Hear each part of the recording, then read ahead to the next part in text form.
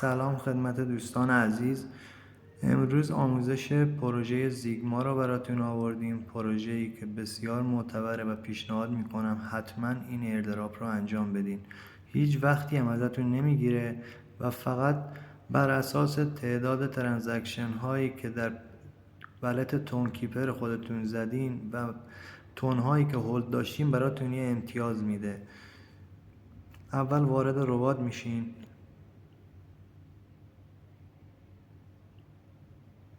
بعد از اینکه وارد ربات شدین گزینه کانکت والت رو میزنین، تون کیپر،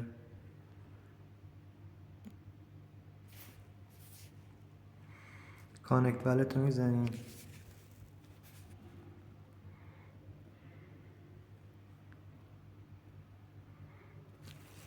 خب برای اینکه این ربات تازه اومده یکم شلوغه. بعد از اینکه کانکت والت رو زدین و داخل تون کیپر تاییدش کردین، ربات رو ریلود میکنین.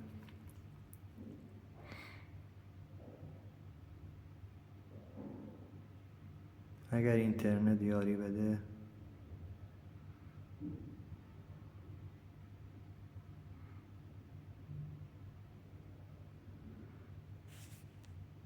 یه بار میبندیمش، دوباره باز میکنیم،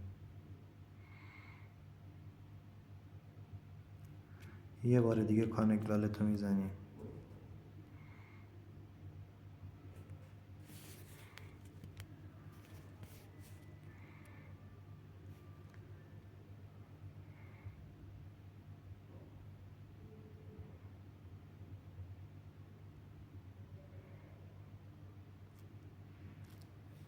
بله اینجوری وصل میشه.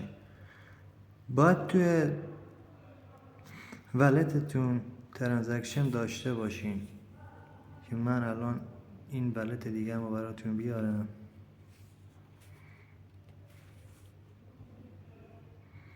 همین ولتی که الان وصل کردم روی این ربات وصله. نشون میده کلا چقدر شما از کی این ولت رو داشتین، چقدر ترانزکشن داشتین توش و موجودی کلی که تا الان توش داشتین و تون یا میجر یا هر ایردراپ یا ایردراپ های معتبر رو براتون اینجا امتیاز میده. بعد یه قسمت دیگه هم داره، قسمت تسکه. شما میتونید با اضافه کردن علامت پروژه 200 امتیاز بگیریم، فالو کردن تلگرام، توییتر، یوتیوب و یک ادلیستش 100 امتیاز.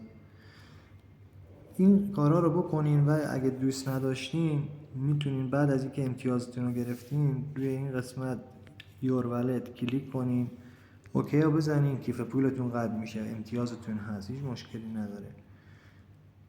من از این به بعد دوستان فعالم و تمام اخبار پروژه هایی که داخل کانال میذارم و براتون پوشش میدم. خیلی ممنون که همراه بودید.